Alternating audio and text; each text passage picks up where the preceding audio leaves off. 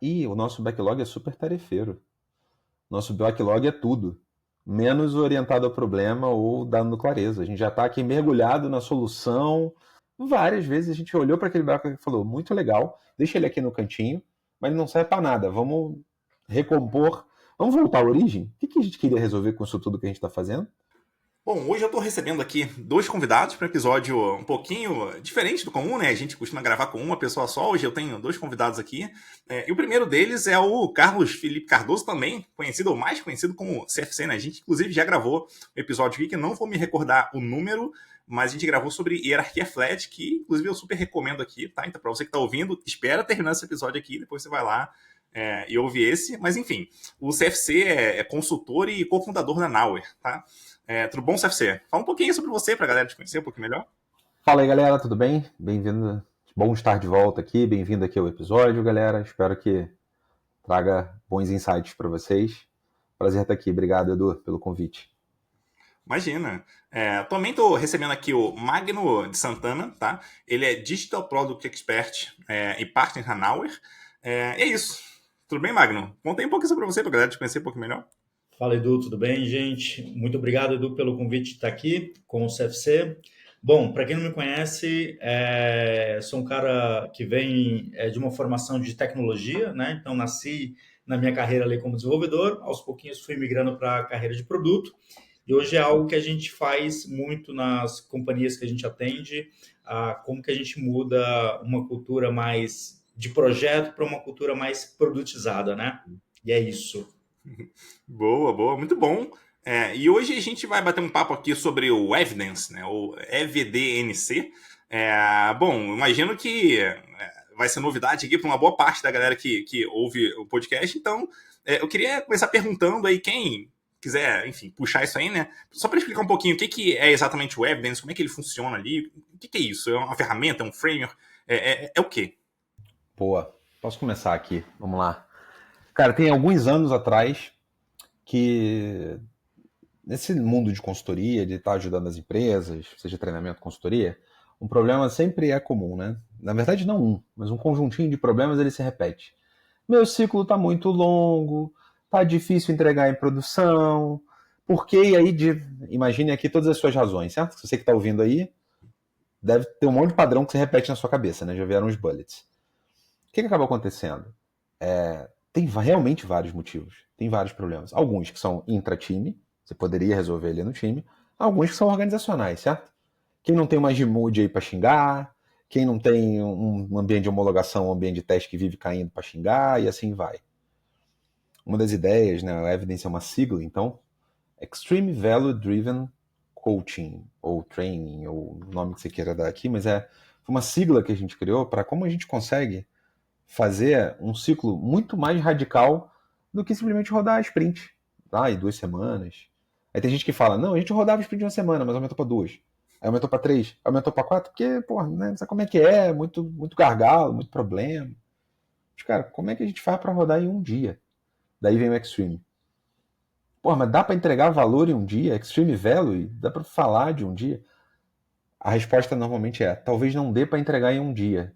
Mas se você está mirando em fazer a tal da entrega mais contínua, certo? Cara, você está mirando no que é certo. E aí vai aparecer um monte de problema. Ótimo. Aí era a parte do Driven Coaching aqui. É como a gente consegue fazer a consultoria, como a gente consegue mexer nesses times, mexer nesse trabalho, mostrando os problemas e não, tipo, convivendo com eles, roubando 20% da sua produtividade todo dia, um pouquinho e tal. E aí, já jogando a bola aqui um pouco pro Magno, isso falando de uma cultura de produto, de quem quer experimentar mais coisa, de fazer mais teste, etc., super conversa, certo? Porque eu não quero ficar desenhando a feature que eu vou passar os próximos 2 meses fazendo. Quem disse que eu sei que é isso que se precisa para daqui a 2 meses? Como é que a gente pode mudar esse jogo e tentar ciclos mais curtos para experimentar, para ver o que vem? Fala aí, Magno. Agora traz o lado mais produteiro da coisa aí, vai. Boa, não, acho que eu lembro quando eu vi a primeira vez, eu ainda não era consultor, né? Eu não trabalhava ainda na K21.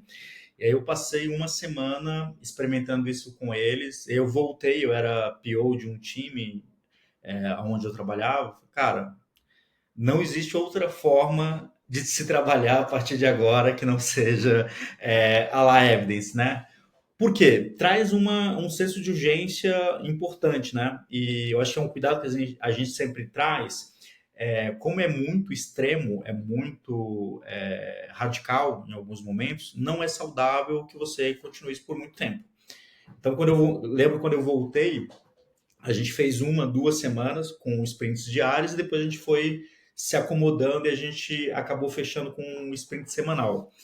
E é muito importante, eu acho que traz um aspecto cultural de foco e tomada de decisão muito rápido, né? Porque eu não tenho alguns dias para tomar uma decisão. A plane é agora de manhã e eu tenho que entregar alguma coisa à tarde. E aí a gente vai passar por uma série de impedimentos, dúvidas. Eu acho que ajuda demais a gente, inclusive, conseguir ser mais claro, né? Como eu tenho um objetivo curto e eu tenho que entregar em um dia, eu preciso ser muito claro, eu preciso que as pessoas entendam perfeitamente o que se quer entregar.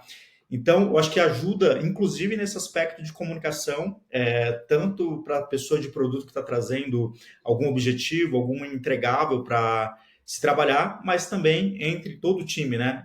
O desenvolvedor precisa estar muito mais atento para entender, compreender e entender como que dentro do código isso é possível, não é possível, como que a gente trabalha para que isso seja possível. Então, é algo que você experimenta a primeira vez e depois fica difícil, não no aspecto de um sprint por dia, mas você conseguir desenvolver essa cultura de fatiar grandes entregas incrementais no tempo mais curto que você conseguir, né? E aí, obviamente, depende de cada cultura, cada time e por aí vai.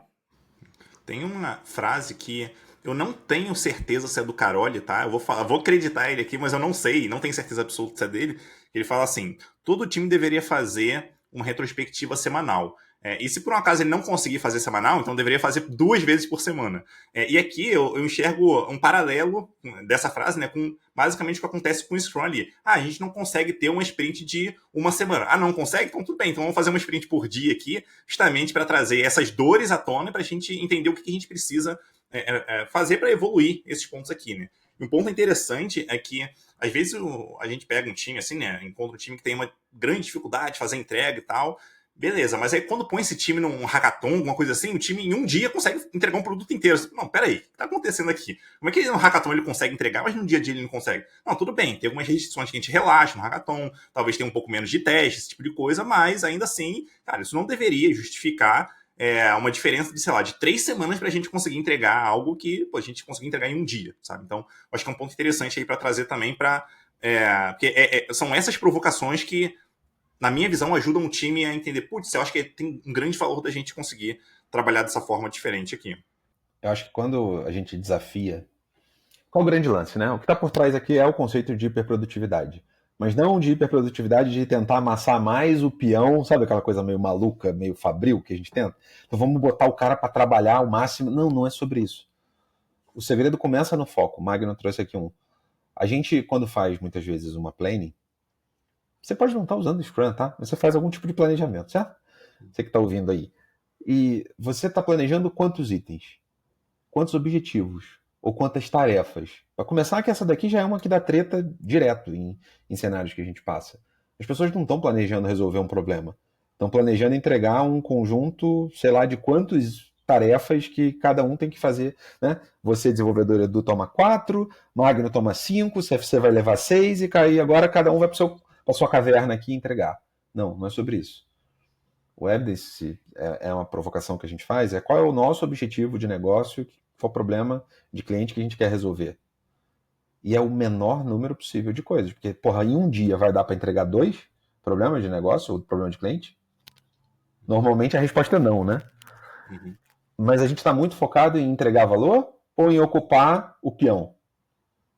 A boa parte das sprints e dos conceitos que vem por trás do Scrum ainda estão muito arraigados nos conceitos de projeto e de querer manter todo mundo 100% ocupado e cada um, de preferência, tocando cada um uma tarefa diferente, certo? É para usar o peão na máxima produtividade. Isso não é produtivo. Isso não é gerar valor, de fato.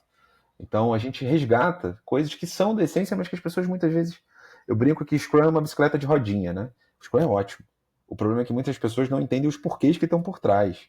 E aí, a pessoa faz planning para todo mundo estar ocupado e garantir 100% de ocupação. E aí, obviamente, você não está otimizando o que deveria. É isso que a gente tenta combater diariamente. Talvez sobre, tipo, pô, mas eu não vou ter coisa para trabalhar o dia inteiro fazendo esse planejamento diário para resolver esse problema. Ótimo, senta com alguém, pareia, ajuda. Sabe o teste que você não te corrigir?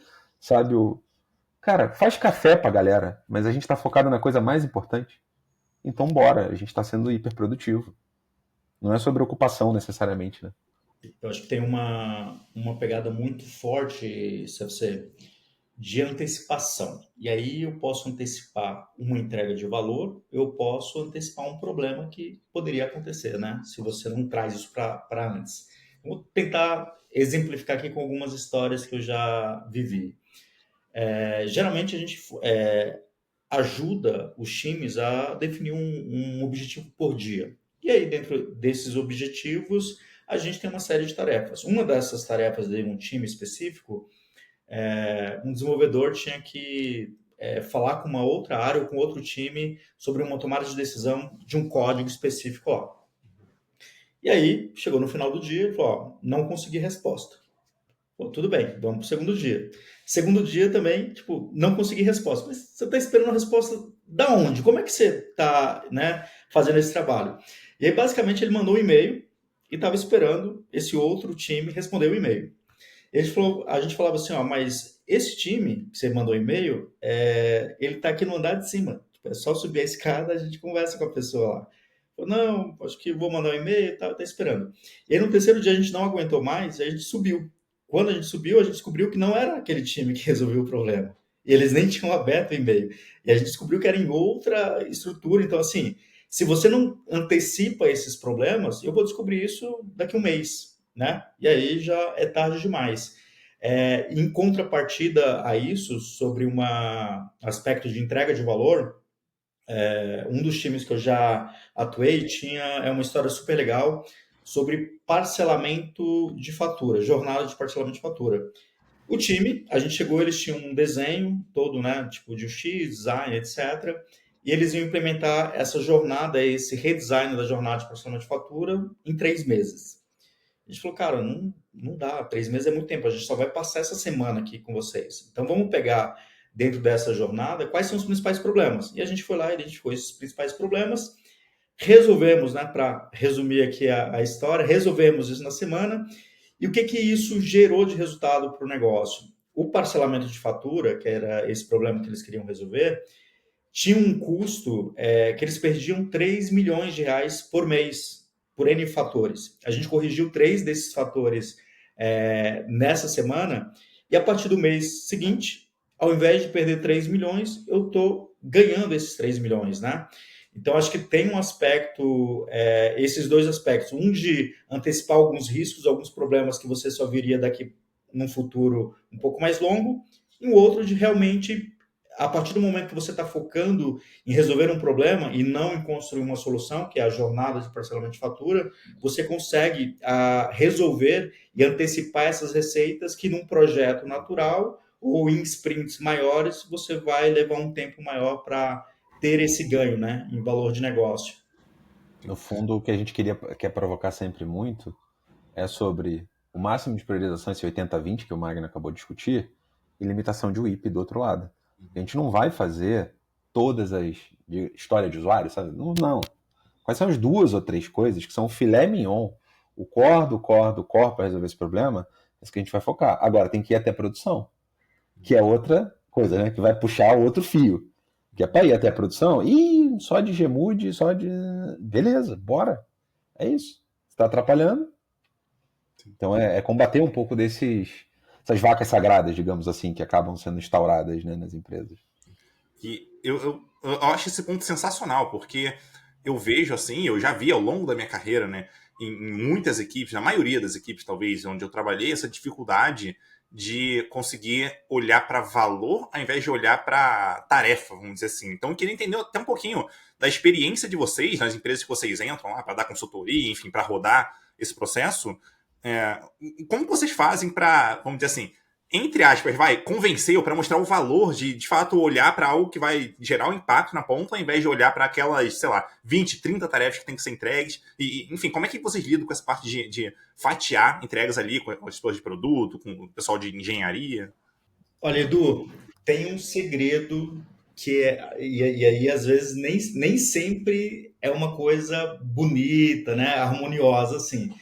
Mas, tipo assim, tem um aspecto comportamental que eu, pelo menos, gosto bastante e eu provoco bastante nos clientes, nas pessoas que estão trabalhando comigo, é saber qual problema eu estou resolvendo. Então, pegando o exemplo de parcelamento de fatura. Ah, vamos fazer um redesign de parcelamento de fatura. Tá bom, qual o problema que vocês estão resolvendo com isso? Ah, não, porque o design tá ruim e a gente está melhorando. Não, não, não. Por que vocês estão melhorando? Sempre tem algum motivo por trás de alguma coisa que você quer melhorar. Ninguém vai melhorar uma jornada, né, à toa. E se você não faz isso olhando de fato o problema, eu já tive outros exemplos de redesign de aplicativo que a empresa ou o time ficou 9 meses fazendo redesign.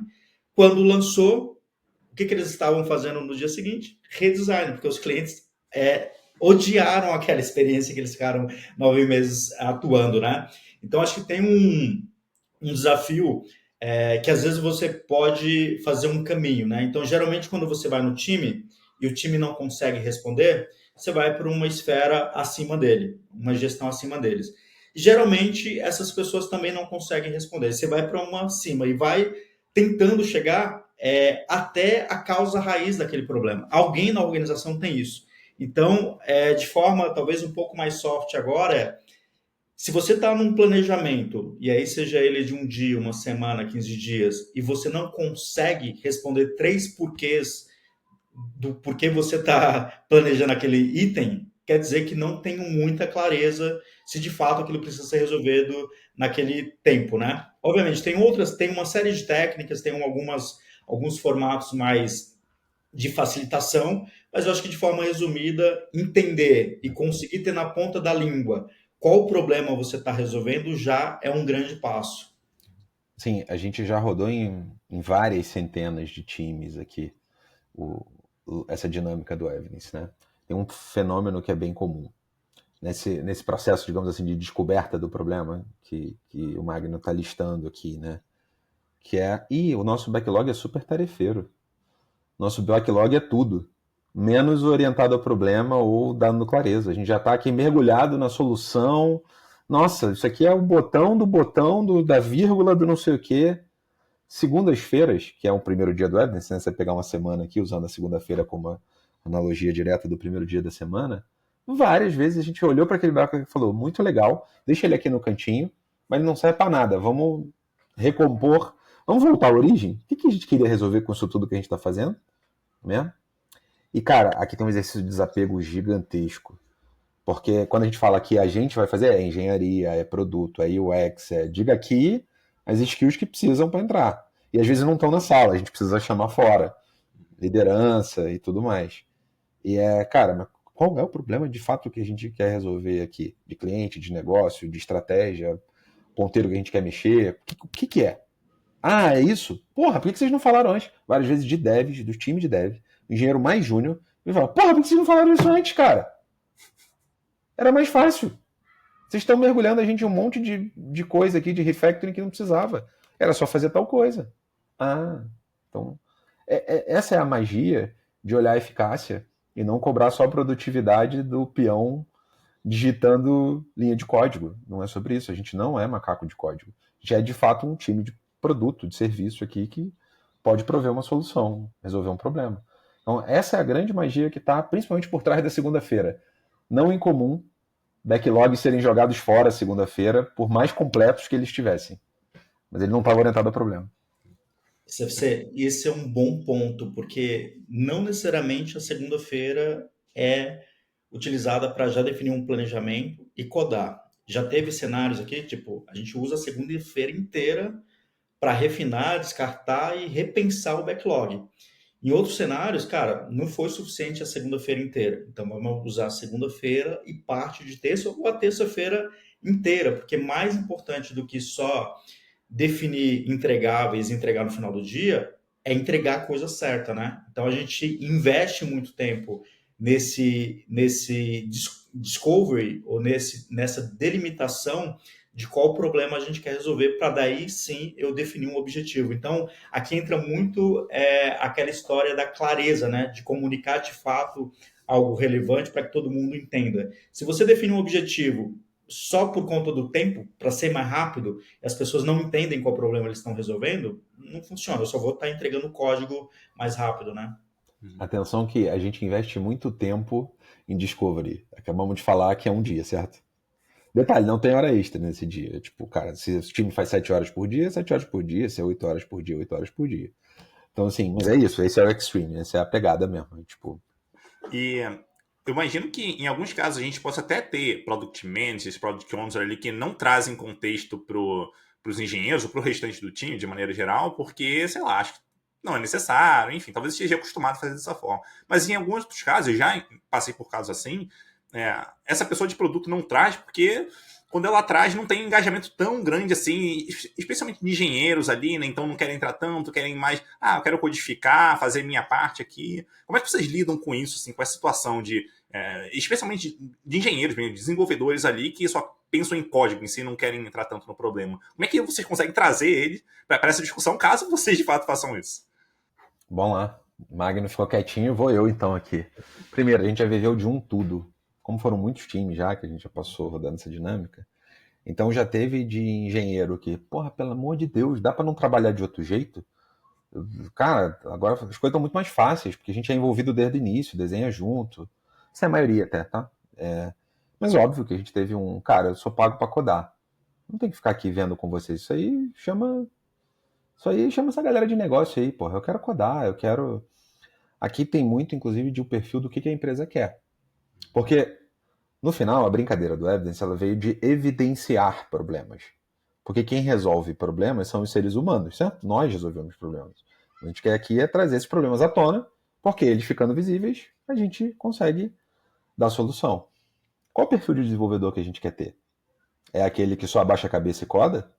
Eu não quero ter esse cara no meu time. Mas a gente tem essas pessoas no time. E aí, significa que eles são inúteis? Não. Mas, por exemplo, espera-se de um sênior esse tipo de comportamento? Porra, um sênior que é um tarefeiro, que é um abaixador de cabeça, talvez ele esteja prejudicando o seu time, minando o seu time no dia a dia, que ao invés dele estar orientando a galera, formando uma galera que tenha senso crítico, que faça boas perguntas, ele está fazendo o quê? Está sendo um gremlin, né? Está criando um monte de gente que tarefeirinho que vai fazer. E isso ficou visível. Isso não é uma coisa que a gente, enquanto consultoria, tem que chegar e botar o dedo na ferida e colocar. Mas a liderança tem que olhar e entender. Esse é o perfil que eu quero? Qual é o tipo de trabalho aqui? Então já saiu muita mentoria, muito tipo trabalho de liderança para, mas de novo, ficou visível aquilo que estava minando a produtividade do time, a produtividade de verdade do time, né? Que é um sênior que está jogando contra ter mais gente fazendo boas perguntas. Pelo contrário, mandando todo mundo calar a boca e abaixar a cabeça, porque se o negócio mandou, a gente tem que entregar. Esse tipo de pergunta, de novo. Aí tô falando também como liderança aqui. Eu não quero ter esse comportamento no meu time, mas eles existem. Muita gente foi doutrinada assim, né? E beleza, vai ficar claro, vai ficar visível. Ter a liderança perto acaba sendo um. O Evidence não foi feito para isso, certo? Para dar blame em ninguém. Mas ele foi sim feito para. Cara, todos os comportamentos bons e ruins vão eclodir. Os seres humanos que estão em volta vão poder tratar. E é isso. É tipo. É isso, eu tenho algumas experiências, já fui expulso, né, de alguns times, outros sabotaram até quarta-feira, eu falei que não ia continuar mais com eles, então acontece muitos problemas, obviamente a gente está lidando com Evidenciar problemas. evidenciar problemas, e aí a gente precisa ter maturidade, né, para entender que talvez a pessoa não entendeu a proposta do programa e ter sensibilidade ali para acompanhar de perto. Eu já tive, por exemplo, nessa questão de fatiar o problema, já tive uma questão com o PO, que o cara ficou revoltadíssimo comigo, né? E aí eu não tinha mais entrada no time. porque o cara não conseguia escutar mais. Então, eu dei alguns passos atrás, chamei um outro consultor, ele foi lá, acalmou o cara, até a gente conseguir voltar.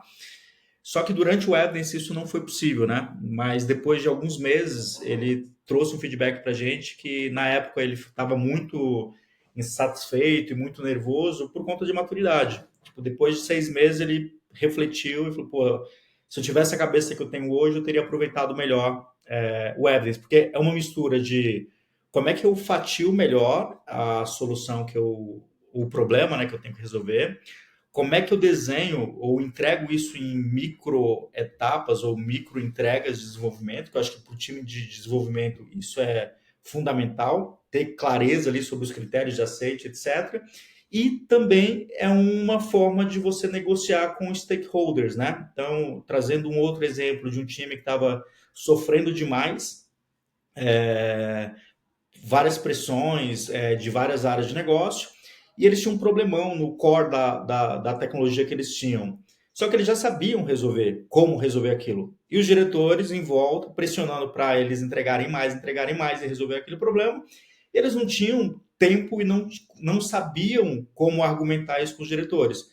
Parte do Evidence foi trazer diretor de produto, diretor de tecnologia, explicar o problema que estava acontecendo e o quanto essa enxurrada de coisas atrapalhavam a produtividade deles, explicar que eles já sabiam como resolver, a gente só precisava de uma janela de 1, 2 semanas do time em paz resolvendo isso para as coisas funcionarem.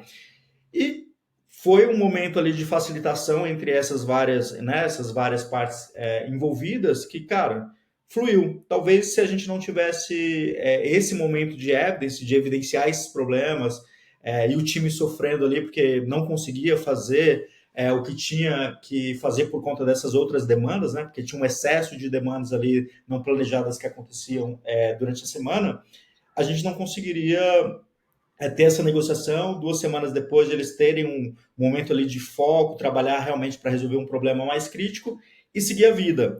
Então, Edu, só voltando na pergunta original, tem um pouco de tudo. A gente tenta, dentro do programa, né, de uma semana, sentar com o dev. Então, tipo, cara, tem um cara que é um pouco mais, talvez, avesso ao que a gente está propondo. Puta, vamos chamar esse cara, vamos tomar um café, entender o que está doendo nele, né? Então, porque entender o que está passando na cabeça dele, as dores dele, eu acho que vai ajudar demais a gente a trazer isso como grupo. Então, pode ser algumas resistências mais técnicas, mas mais comportamentais mesmo, ou por conta de algum aspecto que a gente não tem noção que ele já está vivendo naquele cenário, né? Então é meio que um negócio meio que quase psicológico, assim, que a gente também tem que entender o momento da pessoa no dia, na semana. Então, tipo, talvez na semana o cara tá com alguns problemas e não tá aberto para isso. A gente precisa, de alguma forma, conseguir entender, né? A gente que fez tecnologia de formação muitas vezes porque a gente não queria lidar com gente, boa sorte, tá, gente? Porque é isso, no final do dia é só gente, né, que a gente cuida. Uma brincadeiras à parte aqui, várias vezes o cara já gera com a resistência. Você tá maluco? A gente vai fazer sprint de um dia, a gente vai focar num dia. Um dia eu não consigo nem preencher a documentação que eu tenho que fazer baseado no compliance XPTO. A gente, opa, incrível, pronto, tá evidenciado já um primeiro problema. De fato, tem um monte de coisa, talvez, que esteja hoje matando produtividade do time no dia a dia e ninguém está discutindo sobre isso. Na hora que você bota o ciclo diário, isso vai aparecer. Tendo alguma documentação inútil. Ah, não, é que tem que fazer, eu tenho que fazer pull request e tem que ser aprovado pelo time do lado. Mas por quê? Quem que convencionou que precisa ser do time do lado? Vamos. E assim a gente vai cavando histórias e mitos que estão instalados na empresa de processos completamente esdrúxulos, muitas vezes. Não faz sentido. Talvez esse exemplo seja ruim, mas assim, tem vários desses instalados e que aí voltando, Edu, numa coisa que você falou que para mim é bem importante. A frase original do Martin Fowler, inclusive. Se algo te causa dor, faça mais vezes, não menos. Isso é contraintuitivo. Essa frase dele veio para integração contínua de código. Para entrega contínua, pior ainda, certo? Porque a gente complica ainda mais. Estou falando de ter que ter um DevOps azeitado para entrega contínua diária. Eu deveria ter um produteiro e um time de design jogando muito junto. se eu quero fazer de fato uma entrega de valor diária. Então, todos esses elementos da cadeia de valor vão ter que ser exercitados. E, cara, a única certeza que a gente tem é a gente resolve um problema, aparece o próximo. E tá tudo bem. O lance é como que eu consigo diminuir o maldito do ciclo para entregar cada vez mais continuamente. Esse é o maior legado, normalmente, de quem passa nessa semana. Não é tipo que eu agora faço entregas diárias. É sobre eu faço entregas menores em ciclos mais curtos de tempo, porque eu aprendi muito durante uma semana mais intensa o que estava matando a nossa produtividade. Acho que esse é o objetivo macro. Acho que o ponto aqui não é que aquele problema vai ter que ser resolvido. Acho que não é tanto isso, mas sim que, cara, a gente tem um negócio que parece ser um problema. Vamos conversar sobre ele para ver o que a gente pode eventualmente fazer. Em alguns casos vai ser realmente difícil. Talvez tenha uma política na empresa de os pull requests aqui precisam ser revisados por uma pessoa de uma outra equipe. Não, tudo bem, mas se a gente fizer um experimento de, sei lá, pegar uma equipe dessa e não precisar, se a gente conseguir fazer só internamente, talvez a gente consiga ter resultados interessantes aqui, depois a gente discute sobre o que a gente aprender aqui, né? Então, não se trata de encontrou problema, tem que resolver. Tipo, não, encontrou problema, vamos conversar sobre para ver o que a gente consegue fazer. E, eventualmente, até, cara, a gente encontrou 10 problemas, tudo bem. Vamos priorizar aqui, vamos ver o que impacta mais a gente começa por ele, discute sobre ele e vai, enfim, indo de um em um. Então, acho que é bem interessante esse ponto de trazer, evidenciar os problemas em primeiro lugar e depois a gente, enfim, vai tentando contornar, né? Se for possível contornar dentro daquela uma semana que o time tem ali de time box, massa. Se não der, tudo bem, pelo menos a gente tem isso mapeado pra gente tentar alguma coisa depois. Exatamente.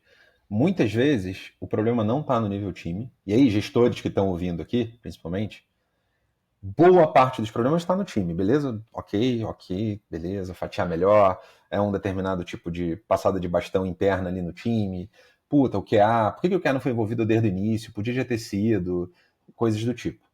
Mas muita coisa não tá nos processos organizacionais. E aí nos processos organizacionais, gestora que está ouvindo, cabe a você estar próximo, certo? E é isso, tipo, mas no caso, a gente abre a Gmood e joga isso num sistema que cai no vazio. Ninguém sabe quem é dono desse pedido de Gmood. Cara, a missão é sua, gestora. Pelo amor de Deus. Vai atrás. Porque isso está matando a produtividade do time. E aí começam várias vezes. A gente já fez em grandes bancos, já fez em fintech, empresa de varejo, tamanhos bem diferentes, assim, essa dinâmica. E aí é legal porque seja na startup, seja lá na empresa grande, tem problema organizacional. Tem problema de processo organizacional, de costura entre áreas, processos e tal. E vai precisar de liderança resolvendo.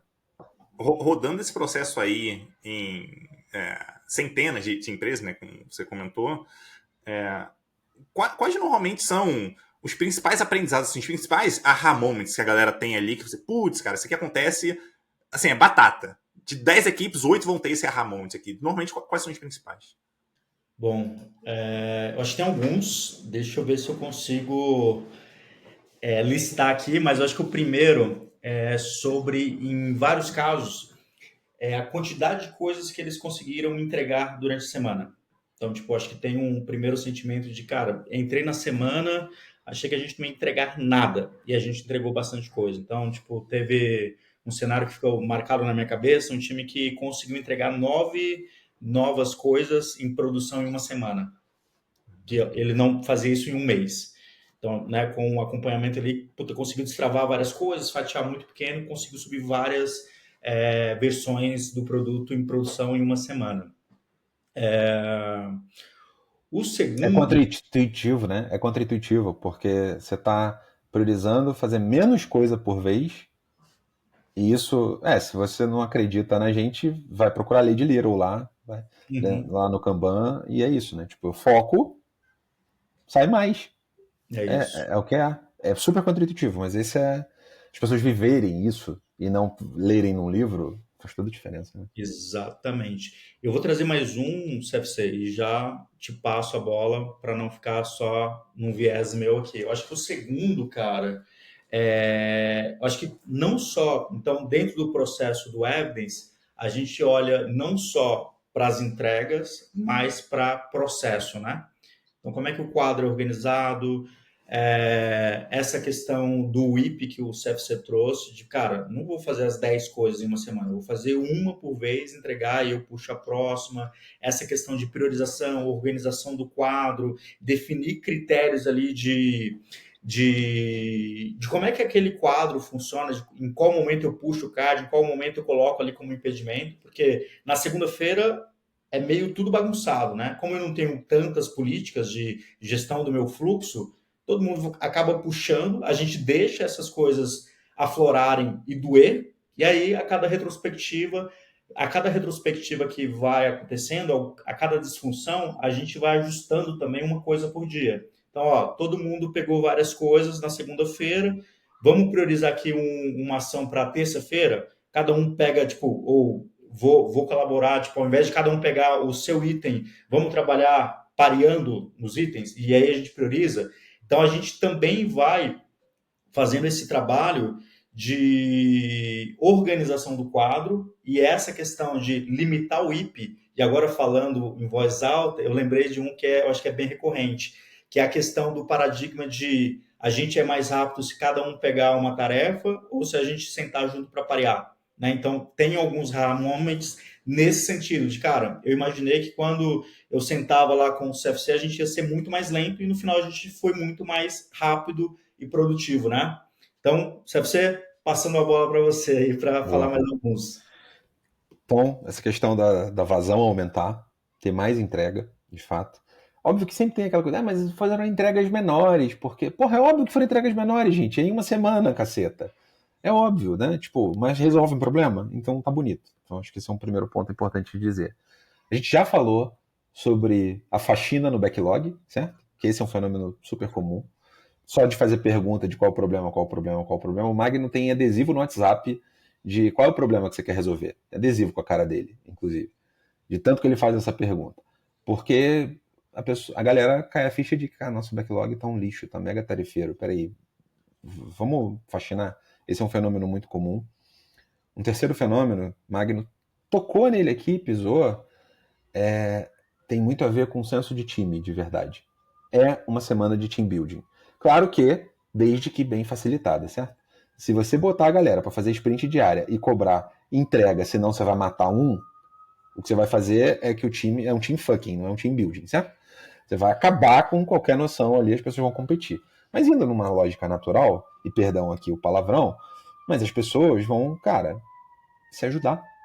Por quê? Porque elas estão focadas no mesmo objetivo em comum. Só pegar qualquer literatura militar aí, qualquer literatura de alta produtividade, o objetivo em comum é a chave ali, é o básico para você ter alta produtividade. Para a galera ter um time de fato performando. Então, com o inimigo em comum, as pessoas passam a não olhar para estarem ocupadas na sua tarefa. Edu, tá precisando de ajuda? Terminei o que eu estava fazendo aqui. O QA, coitado, ficar largado lá pro final da sprint para se matar e fazer o teste passar, ele está envolvido desde o momento zero. Por que a gente não trabalhava assim antes? Então, de fato, uma certa valorização dos papéis complementares que tem na equipe. E se você tem um cara que não é muito colaborativo, que não é dos mais amigáveis, que quer ficar lobo solitário no seu canto, é aquilo, vai ficar exposto. E aqui a gente não está sendo contra o introspectivo, não é isso, gente, pelo amor de Deus. Ele pode continuar sendo introspectivo, mas, cara, colaborar é parte essencial de qualquer time. Né? E é isso. O alvo está mais no aprendizado do que, de fato, esse aprendizado em ciclos muito curtos, do que, cara, pra gente crescer junto enquanto time. Esse é um insight que muita gente sai, assim, puta, a gente aprendeu muito nessa semana. Tô cansado, porque foi muito produtivo, a gente pensou em muita coisa, a gente fez. Mas aí é o mais engraçado, você trabalhou alguma hora a mais? Não. Então, qual é o fenômeno que tá por trás disso? É porque, cara, foi uma semana intensa, a gente entregou pra caramba, a gente focou, a gente... É isso. E eu queria entender um pouquinho como é que funciona o release planning, porque pelo que entendi, vocês fazem um release planning ali logo no começo, né? Nesse caso, como é que funciona? Porque assim, talvez na cabeça das pessoas, pô, em uma semana a gente não consegue entregar nada, então por que eu vou botar aqui? Eu vou botar, sei lá, botar nada, porque a gente não consegue entregar nada. Ou então, talvez a pessoa seja muito otimista, de, não, cara, a gente vai conseguir fazer isso, põe um monte de coisas, como eu já, enfim, já cansei de ver a galera fazendo em print tradicionais. Então, como é que vocês lidam com esse cenário aí? Como é que vocês conseguem limitar, não limitar, mas como é que vocês conseguem facilitar, vamos dizer assim, essa conversa de release planning para a pessoa nem botar muita coisa e talvez frustrar ali, né? Frustrar o time e talvez não colocar tão pouca coisa a ponto de, putz, cara, a gente consegue entregar, sei lá, em um dia e não tem mais trabalho para fazer. Como é que vocês lidam com essa etapa? Vou começar e vou passar para o Magno, porque tem uma frase que é bem comum da gente ouvir. E aí eu vou... A primeira coisa, então, o Magno já falou. Qual é o problema que a gente quer resolver? Então, mais do que discutir o conceito de qual é a release que eu quero fazer, a gente quer discutir o seguinte: qual é o problema que eu preciso resolver? E aí a gente vai buscar as soluções mais simples para esse problema. Seja um problema de negócio, de cliente, de preferência com métrica. Mas aí vem os níveis de maturidade de empresa, certo? Tem empresa que a gente puxa métrica de negócio, métrica de cliente, não tem. Então, beleza, vai ter que ser um pouco mais no feeling. Se tivesse, ótimo, porque, pô, X% das transações que a gente está passando estão dando problema? Ótimo, maravilhoso. Como é que a gente faz para... Esse é um exemplo real até, que me veio à mente agora. Era um pagamento de boleto mensal, recorrente, de uma empresa. Na época ainda era boleto. E cartão de crédito também recorrente. Assinatura, certo? Só que, quando você tenta passar recorrentemente num mês, às vezes a assinatura não passa porque o cartão de crédito, por exemplo, não tem limite. E nessa empresa que a gente estava, não tinha uma retentativa automatizada. E 15%, 13%, era um número assim, ele dava problema todo mês. E, porra, se você só retentasse... Avisa o cara, né? Ó, seu cartão não passou, manda um e-mail e retenta. No dia seguinte, 24 horas depois. Essa era a feature. Não é nenhum monstro de programar isso. Já tem todos os mecanismos. É tão simples quanto isso. Ao olhar para o problema e fazer isso cabia em um dia de fazer. O time fez, botou em produção em um dia. Só que a gente estava olhando para o problema e não para todo. Tinha toda uma jornada de troca do cartão de crédito, de aviso. Tinha um negócio desenhado monstruoso para otimizar esse processo. A gente jogou fora boa parte das coisas, porque isso que eu acabei de escrever agora resolvia. Então eu fiz um release plan? Não, eu fiz um volta para o básico, olha para o problema, e qual é a menor fatia que talvez já fosse um 80-20. Só que na hora que a gente tenta fazer esse exercício, várias vezes vem, e aí a provocação, que essa eu vou passar para o Magno, que ele quem mais ouviu isso na vida mesmo, eu quero passar para ele. Magno, CFC, Edu, não dá para fatiar. É impossível fatiar isso aqui. Essa bola eu passo para você, Magno. Boa. Eu acho que tem duas coisas, Edu. A primeira, a gente geralmente faz um briefing, né? Antes de entrar na semana. E aí, geralmente, tem essa dúvida que as pessoas querem se preparar muito para a semana que vai acontecer o evento. E aí, o que a gente tenta tranquilizar é o backlog que está lá. O time já está tocando alguma coisa, certo? Eles estão trabalhando alguma coisa. Vamos pegar o backlog que está lá, a gente vai trabalhar. Então, já aconteceu numa plataforma, o pessoal estava alguns meses já trabalhando numa plataforma de publicidade, e a gente foi, cara, a plataforma já é muito grande, né? Então, quando você já está trabalhando para fazer uma integração de plataforma, já é muita coisa. Então, dentro desse exemplo, o pessoal trazia meio que um planejamento muito grande. O que a gente começou a trabalhar? Beleza, quais são os problemas e quais são as personas que essa plataforma resolve? E a gente foi fazendo uma série de anotações em quadro, conversando com o time, trazendo o diretor ou o gerente ou pessoas de produto ali para confrontar as informações até que a gente saísse com um objetivo mais interessante para a semana que a gente ia passar com eles. O outro exemplo é pequeno demais, né? E aí é pequeno demais, tipo assim, se for pequeno demais, a gente consegue botar em produção, tem algum valor para alguém, ótimo, você já consegue fatiar, beleza. Só que na maioria das vezes é pequeno demais e depende de alguma outra coisa. E aí, cara, a gente vai ter que pegar pequeno, suficiente, independente de outras coisas que a gente consiga entregar hoje, né? Então, acho que tem, e assim, não tem uma lista de ferramentas pré-definidas para a gente entrar e jogar, tipo, num funil de vários problemas. A gente tem até um funil chamado tanque de decantação. A gente começa trazendo os objetivos, KPIs, problemas. Eu acho que é um formato interessante, mais genérico, de como você consegue, a gente fala, decantar isso, né? Então, eu coloco lá quais são os meus objetivos da semana, como é que eu meço isso, essas métricas resolvem qual o problema, dentro desses problemas, quais são os que a gente vai resolver hoje ou durante a semana. Aí eu já tenho mais ou menos, tipo, o próximo planejamento, eu vou passar por esse tanque novamente e vai sair o meu objetivo do dia ou da semana. Então, de forma mais genérica, é uma das ferramentas que a gente pode chegar, colocar para rodar e sair com uma estratégia mais clara.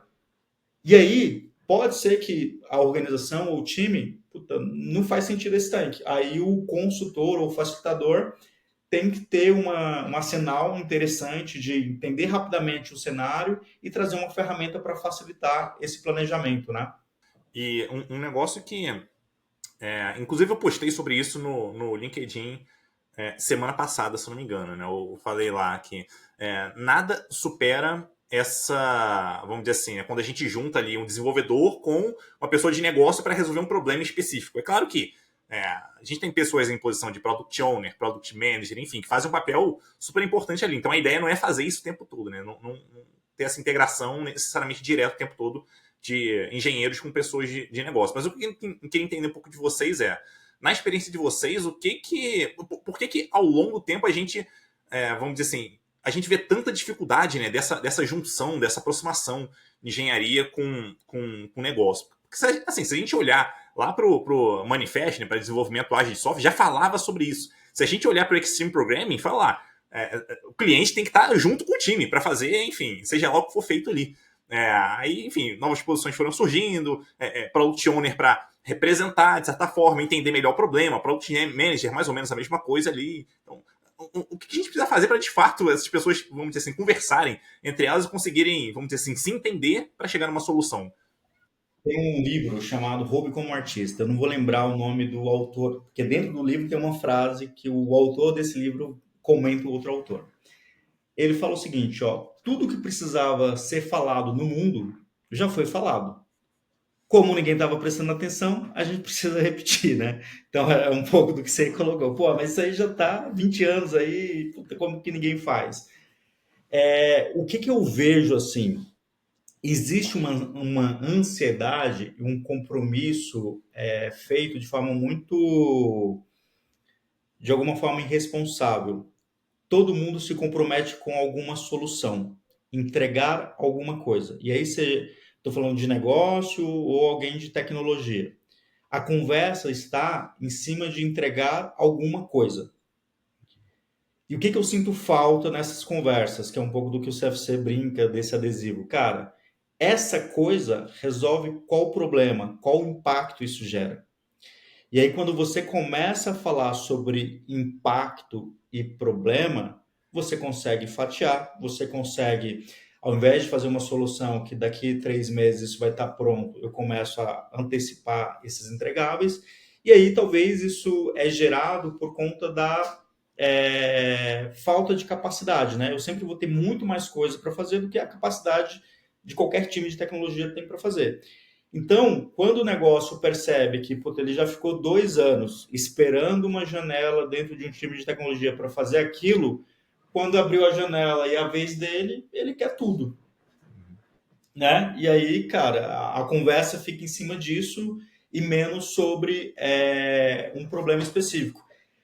Pode ser que falte uma capacidade do time de tecnologia, o time de produto digital, conseguir ter essa habilidade de fazer essas entregas incrementais. Pode ser, mas eu acho que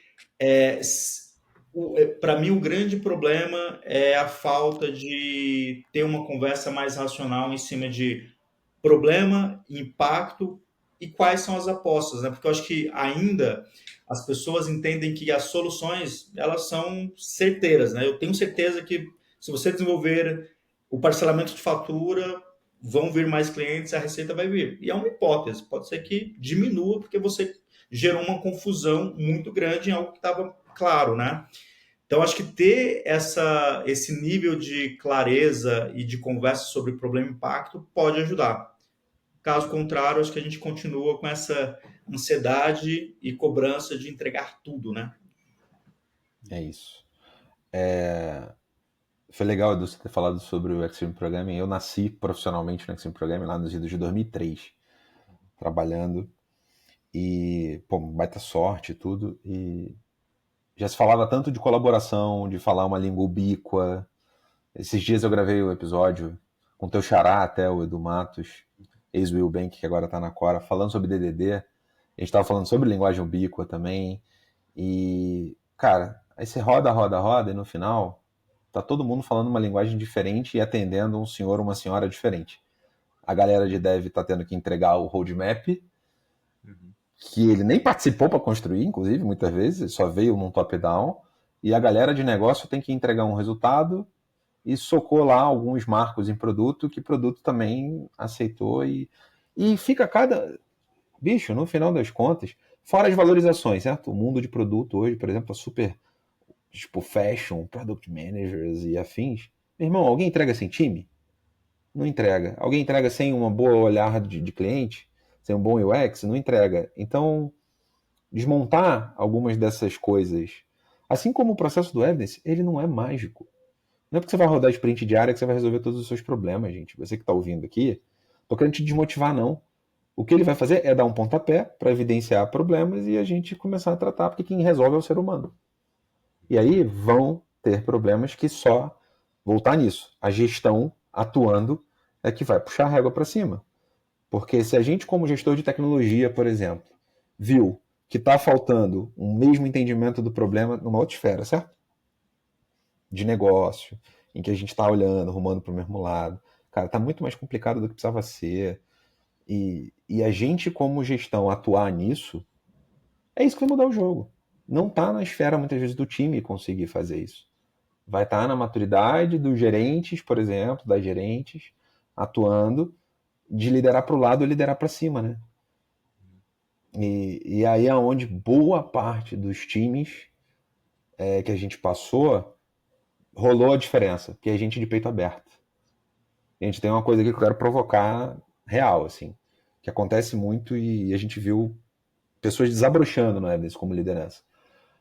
Que é na hora que o cara vai de peito aberto para mostrar os problemas e falar, de fato, a gente não está fazendo o nível de transparência que deveria dar.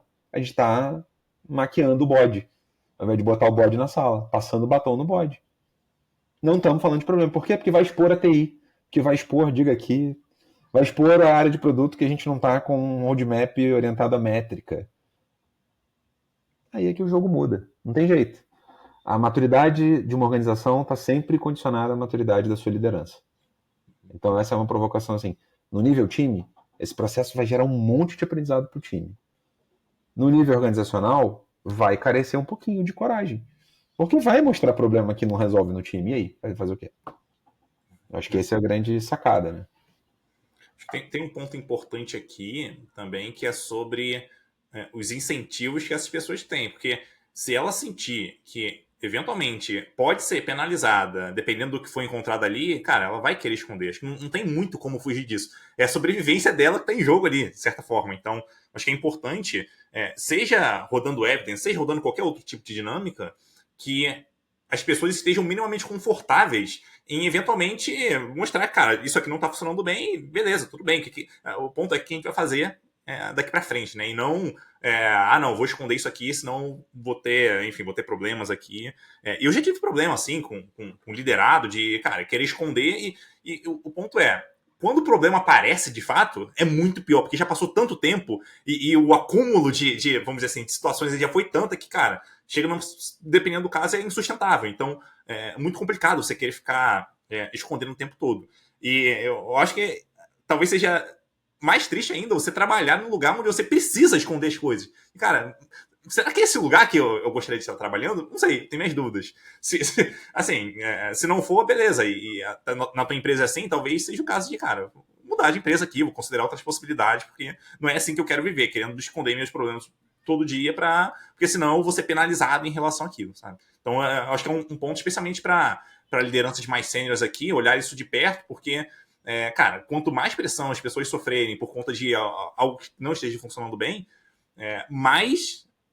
maior probabilidade de as pessoas quererem esconder isso. E, consequentemente, mais problemas vão surgir ao longo do tempo também. Então, os incentivos que as pessoas têm, cara, vão ter impacto assim, profundo em relação a como o time vai funcionar bem ou não. Acho que, enfim, um ponto aí para a galera considerar também. Transparência é um dos valores do XP, lembra? Uhum. Do Extreme Programming. Transparência, inspeção e adaptação. É isso. E é muito sobre quando aparece um problema. E esse é um comportamento muito legal. Estamos lá rodando uma sprint diária. Apareceu um problema à noite e rolou alguém querendo bater em alguém, cara, você já sabe qual é a cultura instalada. E é isso. E aí não precisa nem rodar mais as outras sprints. Você, como gestor, você já tem a evidência que você precisava. Tipo, bicho, olha a cultura instalada. Ou você se posiciona, ou você se submete a essa cultura instalada. De novo, é o que você vai deixar acontecer ali. Né? Bem isso. E para você, líder que está ouvindo aqui a gente, você percebeu que isso está acontecendo? Isso significa que você tem trabalho para fazer agora. Então, enfim, cabe a você que dá o próximo passo.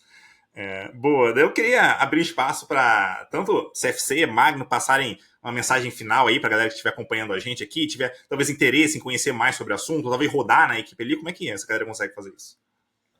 Acho que a primeira coisa, assim, a gente, desde o momento zero, a gente tentou fazer um, entre aspas, open source do Evidence. Então, se você acessar evidence.org, ou for lá no nosso site, procurar sobre o da K21, da Now, procurar, você vai esbarrar lá no link, ou entra direto em evdnc.org, vai direcionar lá para o nosso material, em que explica um pouquinho do dia a dia, um mínimo, digamos assim, é o mínimo, certo? Como o Magno bem disse, a gente não descreveu tudo porque é impossível. Cara, tu vai usar muito do teu repertório, do repertório que a gente tem do dia a dia. Mas tem um mínimo de estrutura. Cara, você vai fazer uma planning, tem que ser pequenininha de manhã. Você vai fazer uma review retrô no final do dia também, cara. A gente está falando de diário, estamos falando de 10, 15 minutos, certo, gente? Essas cerimônias aqui. Não estamos falando de nada de 1 hora, pelo amor de Deus. Então não há produtividade, não há tempo para trabalhar, de fato. É o mínimo do que você tem para colocar nesse dia. E apesar da gente ter falado muito de treta aqui, né, de problema, de tal, cara, é extremamente prazeroso. Da maior parte dos times, a galera saiu pilhada positivamente de, porra, que semana maneira, que semana diferente, que semana produtiva que eu tive. Então fica aí um convite pra tipo, cara, experimenta. Experimenta com o time. Ah, não quero fazer em um dia, só faz em 2, velho. Mas encurta esse WIP aí, encurta esse ciclo. Vai ser bom. Para aprender. Não necessariamente só para entregar. Então fica aí a provocação de, pelo menos, experimenta. É isso. E eu acho que tem algum, para mim, você tem algum cenário, né? Eu acho que foi um pouco do que o Edu trouxe, depois o CFC trouxe a mensagem do autor. Se alguma coisa te causa dor, faça mais vezes, né? Então, se você está no seu time aí, tá aquele marasmo, as coisas estão muito cadenciadas e tem um problema, sei lá, um problema grave que você precisa resolver e a gente está protelando, né? Porque geralmente as pessoas tendem a protelar coisas que doem mais. É um ótimo momento para você botar um evidence, testar ali uma plane por dia, uma sprint por dia, mas fazendo isso de forma divertida, né? Então, obviamente a gente está falando sobre problemas complexos, em organizações complexas, mas se você conseguir um ambiente dentro do seu time para experimentar essa questão, e aí não é sobre usar o Scrum ou a sprint por dia, é tentar entender o que está por trás disso. Então, toda vez que eu pego um problema complexo e tento fatiar ele para uma entrega diária, eu estou exercitando algumas habilidades de como é que eu simplifico alguns problemas complexos, como é que eu defino um objetivo de forma clara e entendível por todo o time. Então, acho que ficar atento a esses elementos mais meio que soft skills ajuda a você tirar um pouco de alguns preconceitos de, por exemplo, mas é Scrum, eu não gosto do Scrum. Tenta focar em algumas coisas mais perenes, né? Que independente do método, você vai sempre precisar. Foco, priorização, simplificar coisas complexas e ter essa sensação de, cara, a gente começou segunda-feira, sexta-feira entregamos muita coisa, parece que tem um mês já, mas foi só uma semana.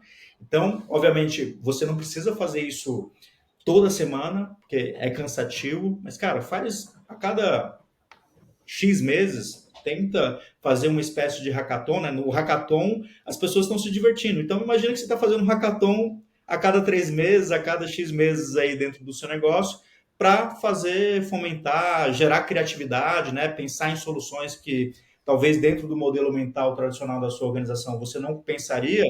Tenta gerar um pouco dessa escassez de tempo, muito provavelmente vai sair algumas coisas bem interessantes e automaticamente entregando mais rápido, né? Eu acho que só um ponto, geralmente quando a gente traz isso para tecnologia, a pessoa fala, pô, mas vamos entregar mais rápido, mas sem qualidade. A gente não está falando sobre isso.